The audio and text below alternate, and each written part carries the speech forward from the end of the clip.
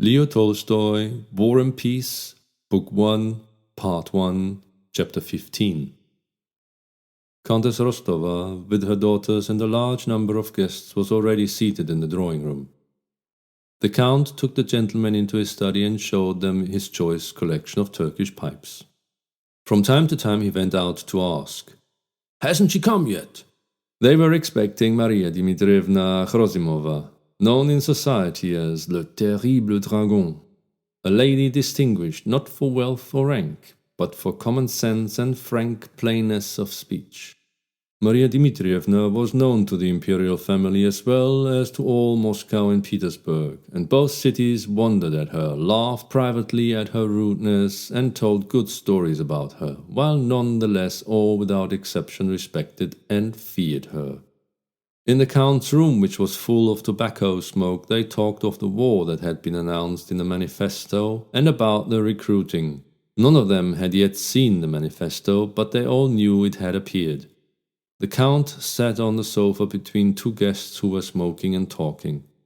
He neither smoked nor talked, but bending his head first to one side and then to the other, watched the smokers with evident pleasure and listened to the conversation of his two neighbors, whom he egged on against each other. One of them was a sallow, clean-shaven civilian with a thin and wrinkled face, already growing old, though he was dressed like a most fashionable young man. He sat with his legs up on the sofa as if quite at home, and having stuck an amber mouthpiece far into his mouth, was inhaling the smoke spasmodically and screwing up his eyes. This was an old bachelor, Shinshin, a cousin of the Countess's, a man with a sharp tongue, as they said in Moscow society. He seemed to be condescending to his companion. The latter, a fresh, rosy officer of the guards, irreproachably washed, brushed and buttoned, held his pipe in the middle of his mouth and with red lips gently inhaled the smoke, letting it escape from his handsome mouth in rings. This was Lieutenant Berg, an officer in the Semyonov regiment with whom Boris was to travel to join the army and about whom Natasha had teased her elder sister Vera, speaking of Berg as her intended. The Count sat between them and listened attentively. His favorite occupation when not playing Boston, a card game he was very fond of, was that of listener, especially when he succeeded in setting two loquacious talkers at one another.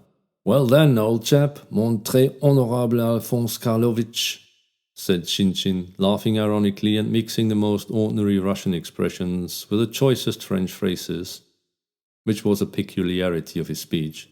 "Vous comptez-vous faire des rondes sur l'État? You want to make something out of your company?" "No, Pyotr Nikolaevich. I only want to show that in the cavalry the advantages are far less than in infantry. Just consider my own position now, Pyotr Nikolaevich." Berg always spoke quietly, politely, and with great precision. His conversation always related entirely to himself. He would remain calm and silent when the talk related to any topic that had no direct bearing on himself.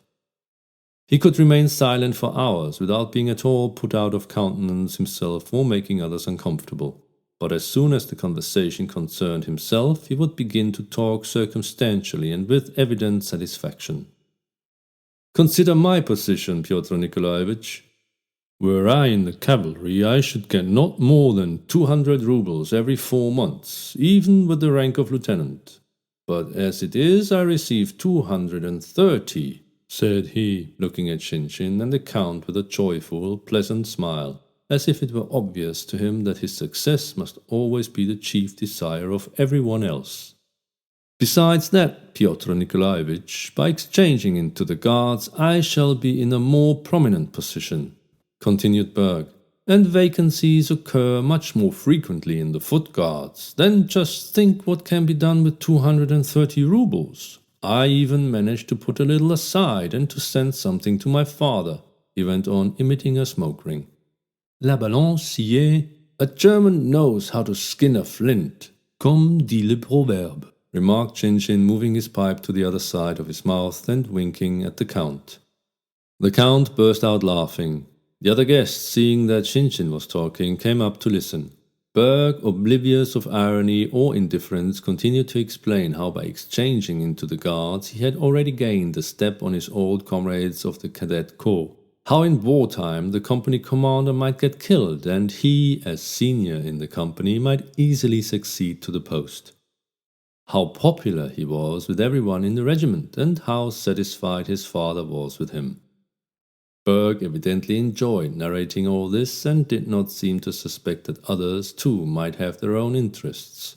But all he said was so prettily sedate, and the naivete of his youthful egotism was so obvious that it disarmed his hearers. "Well, my boy, you'll get along wherever you go, foot or horse, that I'll warrant," said Shin-Shin, patting him on the shoulder and taking his feet off the sofa. Berg smiled joyously. The Count, followed by his guests, went into the drawing-room. It was just a moment before a big dinner when the assembled guests, expecting the summons to a zakuski, avoid engaging in any long conversation but think it necessary to move about and talk in order to show that they are not at all impatient for their food. The host and hostess looked towards the door and now and then glanced at one another, and the visitors try to guess from these glances who or what they are waiting for. Some important relation who has not yet arrived, or a dish that is not yet ready. Pierre had just come at dinner time and was sitting awkwardly in the middle of the drawing room on the first chair he had come across, blocking the way for everyone. The Countess tried to make him talk, but he went on naively looking around through his spectacles as if in search of somebody, and answered all her questions in monosyllables. He was in the way and was the only one who did not notice the fact. Most of the guests, knowing of the affair with the bear, looked with curiosity at this big, stout, quiet man, wondering how such a clumsy, modest fellow could have played such a prank on a policeman. "You have only lately arrived?" the Countess asked him. "Oui, madame," replied he, looking around him. "You have not yet seen my husband?" "No, madame." He smiled quite inappropriately. "You have been in Paris recently, I believe? I suppose it's very interesting." "Very interesting." The Countess exchanged glances with Anna Mikhailovna. The latter understood that she was being asked to entertain this young man, and sitting down beside him she began to speak about his father. But he answered her, as he had the Countess, only in monosyllables. The other guests were all conversing with one another. "Les Razumovskis. Ça a été charmant. Vous êtes bien bon. La Comtesse Apraskin," was heard on all sides. The Countess rose and went into the ballroom. "Marya Dmitrievna?" came her voice from there. "Herself," came the answer in a rough voice, and Marya Dmitrievna entered the room. All the unmarried ladies and even the married ones, except the very oldest, rose. Marya Dmitrievna paused at the door. Tall and stout, holding high her 50-year-old head with its grey curls, she stood surveying the guests and leisurely arranged her wide sleeves as if rolling them up. Marya Dmitrievna always spoke in Russian. "Health and happiness to her whose name-day we are keeping, and to her children," she said in a loud, full-toned voice which drowned all others. "Well, you old sinner," she went on, turning to the Count, who was kissing her hand. "Feeling dull in Moscow, I guess? Nowhere to hunt with your dogs? But what is to be done, old man? You see how these nestlings are growing up," and she pointed to the girls. "You must look for husbands for them, whether you like it or not." "Well," said she, "how's my Cossack?" Marya Dmitrievna always called Natasha a Cossack, and she stroked the child's arm as she came up fearless and merry to kiss her hand. "I know she's a scamp of a girl, but I like her." She took a pair of pear-shaped ruby earrings from a huge reticule, and having given them to the rosy Natasha, who beamed with pleasure of her Saint's Day fete, turned away at once and addressed herself to Pierre. "Hey, hey, my man, come right over here," said she, assuming a soft, high tone of voice. "Come over here, my man." And she ominously tucked up her sleeves still higher. Pierre approached, looking at her in a childlike way through his spectacles. Come right up, my man. I used to be the only one to tell your father the truth when he was in favor, and in your case it's my evident duty." She paused, all were silent, expectant of what was to follow, for this was clearly only a prelude. A fine young man, my word, a fine young man. His father lies on his deathbed, and he amuses himself setting a policeman astride a bear. For shame, young master, for shame! It would be better if you went to the war. She turned away and gave her hand to the Count, who could hardly keep from laughing. Well, I guess time we're at table, said Marya Dmitrievna. The Count went in first with Marya Dmitrievna. The Countess followed on the arm of a colonel of hussars, a man of importance to them because Nikolai was to go with him to the regiment. Then came Anna Mikhailovna with Shinshin. Berg gave his arm to Vera. The smiling Yuri Karagin went in with Nikolai. After them other couples followed, filling the whole dining hall, and last of all the children, tutors and governesses followed singly. The footmen began moving about, chairs scraped, the band struck up in the gallery, and the guests settled down in their places. Then the strains of the Count's household band were replaced by the clatter of knives and forks, the voices of visitors, and the soft steps of the footmen. At one end of the table sat the Countess with Marya Dmitrievna on her right and Anna Mikhailovna on her left. The other lady visitors were farther down. At the other end sat the Count with the hussar colonel on his left and Shinshin and the other male visitors on his right. Midway down the long table on one side sat the grown-up young people, Vera beside Berg and Pierre beside Boris, and on the other side the children, tutors and governesses. From behind the crystal decanters and fruit dishes the Count kept glancing at his wife and her tall cap with its light blue ribbons, and busily filled his neighbor's glasses, not neglecting his own. The Countess, in turn, without omitting her duties as hostess, threw significant glances from behind the pineapples at her husband, whose face and bald head seemed by their redness to contrast more than usual with his grey hair. At the ladies' end, an even chatter of voices was heard all the time. At the men's end, the voices sounded louder and louder, especially that of the colonel of hussars, who, growing more and more flushed, ate and drank so much that the Count held him up as a pattern to the other guests. Berg, with tender smiles, was saying to Vera that love is not an earthly but a heavenly feeling.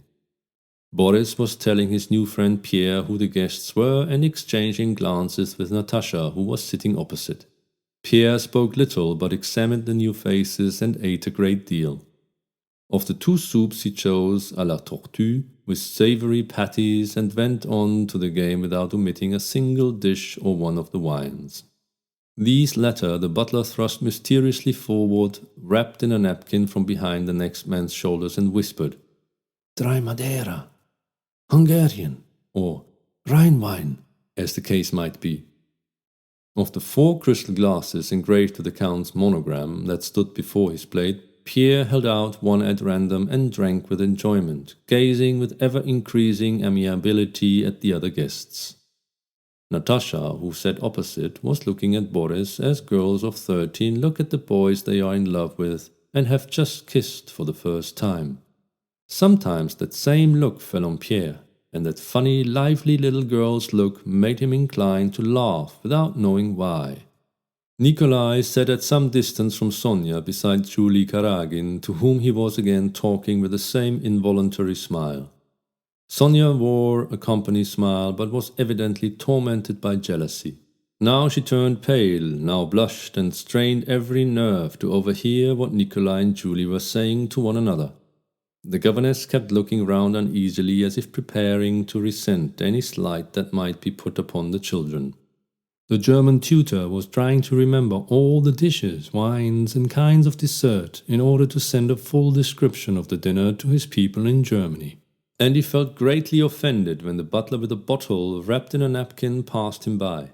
He frowned, trying to appear as if he did not want any of that wine, but was mortified because no one would understand that it was not to quench his thirst or from greediness that he wanted it, but simply from a conscientious desire for knowledge.